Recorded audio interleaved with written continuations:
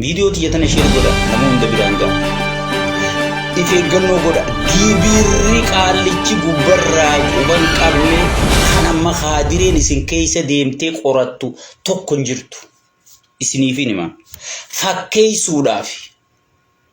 فكي سوداف قراني قباسة دي إسني والله بالله لال ربي توكيشتي زيخد ودلما إني أرمي الرخاتي خون هنگا نغستيچي قبا وش جوني أكنت سوسو تاي بشان إسادوكو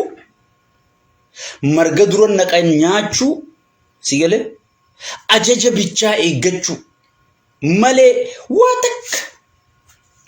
wanni isaan alatti isaan duubatti godhamtee amma gartee nama bobbaasanii akka mootummaa ummataa dhimmamu akka mootummaa ummata dhageeffatu if godhuudhaaf arra udaan garabbaqanii khaadireen ganda keessa deemtee waa khadabtu kana ummanni keenya dhugaa seehee qabsoosaa tan itti finiinsee gaafii isaa tan gaafachuu eegale adda dhaabnaan kasaaruuf teessa ana rumaan siihim eegale amma deengadda wabo sanyi galche jaanii galu jirtu tana isini nyaachisuu deema yaa sheekha kuno ummatarra maallaqa guuraa jaan nuunja anjaniit sabboontonichi keessa jiru natti as ergee jechu an dafee ol baafnaan dubbiin sun dhaabbattee jechu wanni nan ol baase numa dhaabbatti wanni nan dubbadde numa dhufti sigale gibira kana isini kafaluu taa'a gibira naannoo amaarri gibira qarshi takka kafalutti hinjiru tigreen kafalutti hinjirtu naannoleen Itoophiyaa sun gibira laala hanga limiitii ummataatiin kafalu jiranii jechu gibira kana Oromiyaa kafalu taa keessattu Harargee Jimma Baale jeetiin haasee jechu bakka isaan irratti xiyyeeffatin isinii jechu gibira kafaluun dhugaadha yes gibira kafaluun garuu seeraa fi heera mataa isaa galii ummataa laalameeti yoo galiin ummataa ol kaate gibirri jala ol kaa yoo galiin ummataa gabbu'aate gibirri gabbu faallaa biitti teenyammoo galiin ummataa gabbuute gibirri ol ka'ee jechu faallaa dhabar addunyaan faalla jirra beekadhu nuti addunyaa wajji jirra sitti hin fakkaatin sigale amma san sumaafiin dhaama khaadiree bobbaasanii jiran amma khaadireen gandarra deemteeti biiroo galii dhayitee kijiba bar investigate goone maarree goone ummata keenya dhageeffanne sigale ja'aniiti gartee kijibaaf ummata keessa yaa'u jira ummanni keenya if eeggannoo godha wanni qaallichi quban qabne ta wadaltichi inni Oromiyaa irra haate kun isinirra murteeyse tokko jiru annaman juuni wadalaan jaani sigale amma wadalli sadarkaa qaba sigale wadalli kun bakka hedduu qoodamaa jechuudha amma nugustichi wadalticha isaa kana gaddabarsa wadaltichinis wadala xixiqqoo gaddabarsa wadalli xixiqqaanis nyagoo xixiqqoo wadalloonni kun sadarkaa qabanii bar nyagoolee jaaniite hoggii dura dardaruu deeman jechuudha sigale amma warri baadiyyaa keessaa deemee ummata rakkisu kun ka ummata cinqu kun sigale waxiin dhuynee boorciin baafne wadala nyagoolee jaaman sigale khara aanaa fi godinarra jiru kun wadalloota jaaman kammoo qaallicha nugusticha jalatti olli haatu kun wadalloota jaaman wadala qaaqa sigale beera garaa gurguddoo kanaa fi sigale khaadireen garaa gurguddotamma qaallicha jalaa waxii dhuydutun wadalloota jaaman sigale wadalloota kana gaddabarsaa jechuudha wadalloota qaaqaa kana gaddabarseeti wadala xixiqqaa fi nyagoolee ganda keessaa kana gaddabarsitii jechuudha so saniifu an gaafa dubbiin nugusticha bira kharoorri tumamu nageeysi jechuudha an siininga wanni inni quban qabne ta wadalloonni miskiinni gartee namni qoonqoo duru guurutun sirratti fe'u takkalleen hin jirtu gidiraa Oromoo irra deemtu dhumaatii abbootii gadaa buqqaatii Oromoodha tan namichi kun quban qabne takka hin jirtu jechuudha ajaja gubbarraa horee nageenyaa jee inni diriirfate sigale tanaatu raawwachaa jira jechuudha tanaatu raawwachaa jira jechuudha ati hoo maal jedhamta nuti dur wadala isaa turre amma sheekka abbuu taati dur wadalloota nuti wadalloota fincile jaamna sigale amma yoo sheekka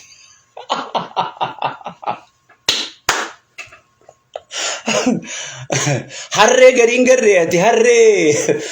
harree yoo ba'aarra kaanis numa deemtu takka harreen gariin si dhiitti nuti harree nama dhiittu san taane si gal ati hoo maal jedhamta gaafii akkana nama gaafatina amma haasawutti hin jiraanne dhiisa si gal nuti wadallootii finciltee jedhamna si gal ta nama dhiittu san gartee si gal soo saniifuu wadallootiin sadarkaa qabdii jechuudha wadallootiin sadarkaa qabdi anamma gartee dubbiin badde jee ichi keessaa ifin baasu maaliif waan kana mata dureedhaan deeggaraa turre mata dureedhaan itti lafaa turre waan ta'eef qaallichi dhukeessaa wadallootii finciltu tana dhiiseeti wadallan dubbanne qofa guuradila kan dubbanne qofa sigale amma wanni isa jala yaa'u jiru tana sigale wadallootiin dubbanne jechuudha ba'aa fedhirra kaa'us gartee dhuufuu facaasaatuma yaati malee tan dubbanne jechuudha soo saniifu if eeggannoo godhu ummanni keenya gartee mootummaan keenya nu dhagahee maarreen keenya nu dhagahee jettanii gartee waa hedduu gadi yaa'ina if eeggannoodhaan maaliif eenyu ummata kana keessaa dubbata eenyu ummata kallattii kaa'uu deemaa jechuudha ciici isin godhuudhaaf if eeggannoo godha sigale hoggii dubbattan hoggii haasoytan gamaa gamana laallachaa namichi laal waraabeysa madaa'e waraabeysi yoo madaa'e waraabeysi yoo du'aa kee ciniinee sirra du'aa jechuudha soo gamaa gamana laallachaa hoggii dubbattan dubbadda wanni inni quban qabne ta isinirra dabalamteen jirtu wanni arra gartee biiroon galii quban qabne ta dabalamteen jirtu dheengadda warra gibiraan tokkoffaa beeyanii badhaasa kennuun turre inni warra gibira galchuudhaan tokkoffaa beeyanii badhaasa kennuun turre abalu tokkoffaa goona godina kana tokkoffaa goona maarre tokkoffaa goona jettee khaadireen anamma dura nama jaartii lama qabu yoo inni qaraxa irraa isin gaafatin isin jechuun turre gana isin gaafachuu ta'a ganaa kafaluu teessa yoo mormachuu baattan yoo falmachuu baattan tanaan ganuma dhaabeetiin ittiin deebi'a sigale maallaqa ummata walloo san ni dubbanna sanitti rakkoon hin jiru ummanni keenyaas ni jarjartalla sheekha jettaniitis naman amanina ustaada maarroo miitiqish obboleeso namni oggii maallaqa guddaa kana arga laal oppiidiyoon tun akkamsi gooti mee wayiin isiniima histirii ajaa'ibaa takkaan isiniima hayyoota keenya kana wali qabdeeti asii hagalee fi habiyya jiru kana wali qabdee kam gooti doolaara kana mana guuteeti qaallichi wadalticha isaa guddaa oromiyaa irra haate kanaan erga deemulaan raabanii doolaara kana agarsiisii jaan sigale namni oggii doolaara kana arge albaatii fi qabuu hin danda'u qaamni kun guutuun haazaa kulli jazadul ishqa jaana rabni sigale walgadhiisee jira qaamni isaa walgadhii namni huunfirra fincaana huunfirratti alba doolaara waan akka sigale obboleeso sheekha jettanii nama koofiyaa firra guureeti yaa oromo rabbii sodaa laal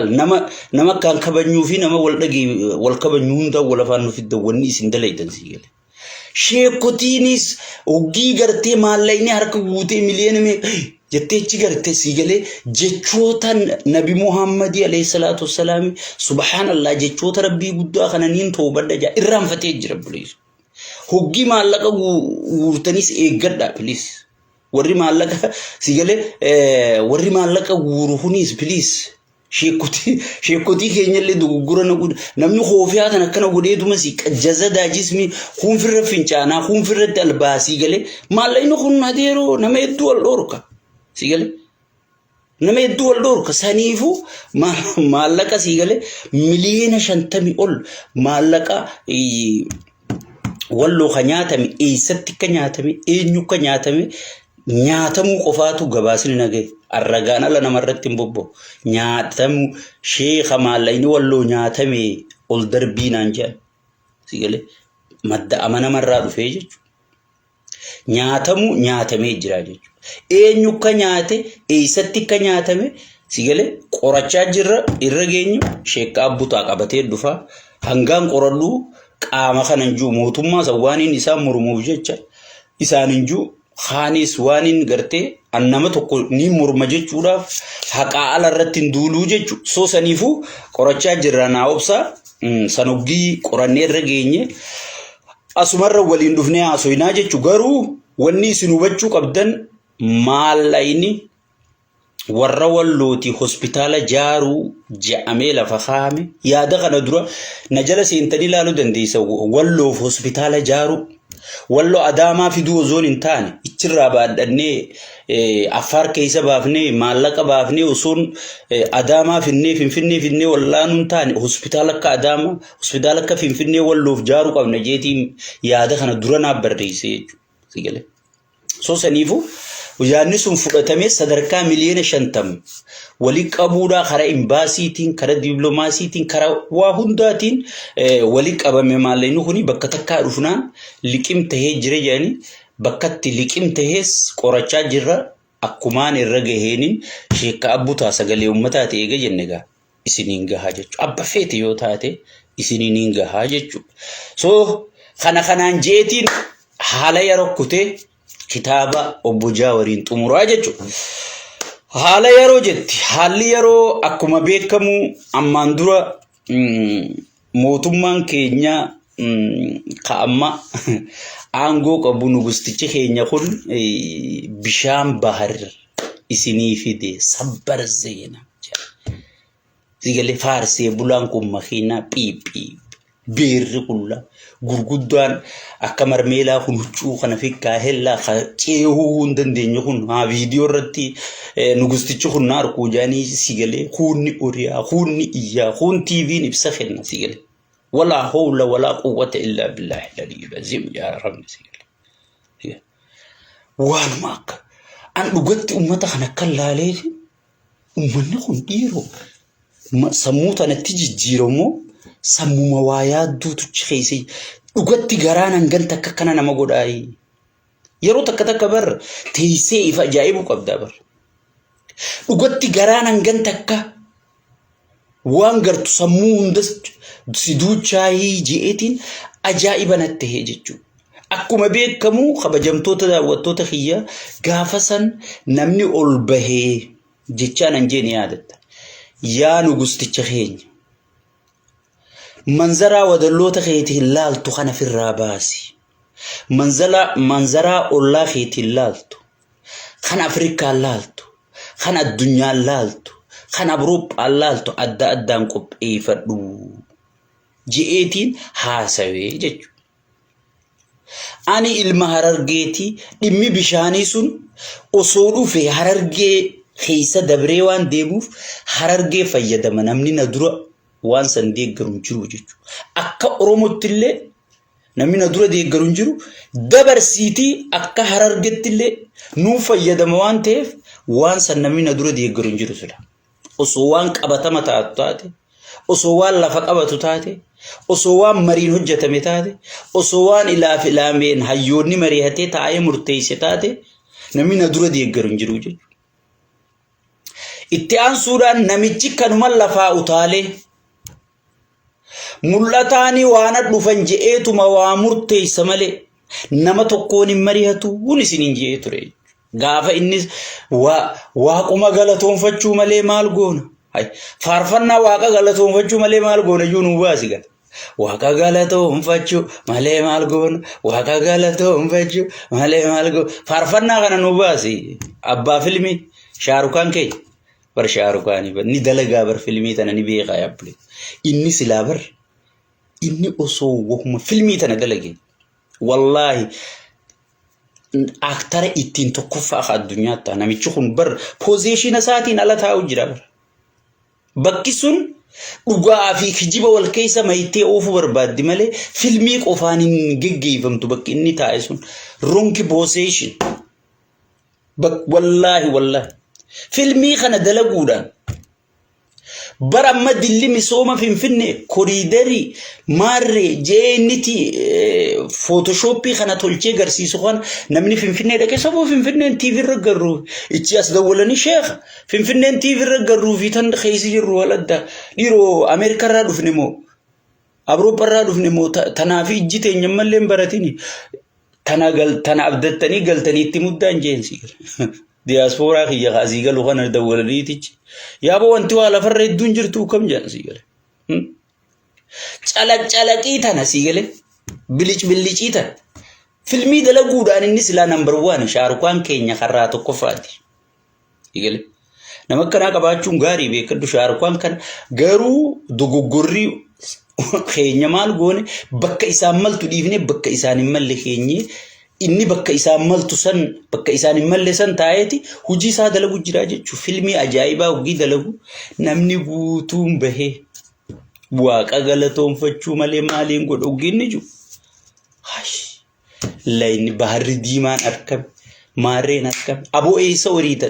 Minnesota tana piippiin teenya tajaajilan kiyyaa takka hundila dalagaa dhiifte karaa kanarra baatee aboo rabbii jaa namicha kana walumaan deeggaruu turre amala isaatii walumaan beeyna waa hedduu waliin baafnu jenneeti waliin waadaa galle waadaa qabna mee rabbi sodaadha amala isaanii beeytanii hedduun horiinaa dalagaa teessan san dalagadha overtime teessan san dalagadha yoo zoonan kadhadhu ati ni jallatte jedhanii horii haakutanii jechuudha ati badde ati jallatte naan jedhanii na dhaga'uu didanii horii haakutanii hoggisiin oromottiin ijajee viidiyoo irratti ol bahe yoo inni waan kanatti milkaa'een isiniin jedhaaf maaliif niin beekan piippiin kun dhaaba keenya siyalee waan isiin taateen beekan dhaaba mariin qabne dhaaba ilaameen qabne dhaaba yoo waan takka mana bareedaa tokko bira dhufe mana akkanaa ijaaruu qabna jeetuma ammuma ka'ee dachii qotu akkami ijaarra maaliin ijaarra yoom jaaruu eegalla yoom xumurra karoora yeellam wanni karoora yeellam dhaaba karoora hin qabne jechuudha sigalee mee dhaaphaa hoggiin anjuu ati duraanuu shayxaanaa siseene naan jedhanii horii haafutanii warruma guyyas bahara lalme bartanaafin sammuu uummata Itoophiyaatu maali jee warruma gaafas bahara arkanne jee ilil juutu gaafas Hassan Sheekh arrabsuu ture shayxaanticha baaho marre marata kunu prime minister miti presidenti mi activist jechuun hin turre ministeerri Haji Alaa Itoophiyaa kam jechuun ture aboo huwa amala activistummaa jira malee amala mootummaan qabu jechuun turre yaadattanii mee eenyutu amala activistummaa qabu eenyu amala Shaarukhaan qabu eenyu amala abbaa filmii qabu mee Hassan Sheekh immoo nugusticha keenya kanam dhugaa rabbii walitti himnaami mee eenyutu amala filmii qabame isinummaa murteessa antanii isiniif hindi akkana jechuu turanii jechuudha hoggi Sheekh abbutaan amala farratti isa dhaguudhamnaa miidiyaa sarratti ol bahee yoo wanni kun milkooyte arraba kiyyarraa rifeensa na buqqisaan isiniin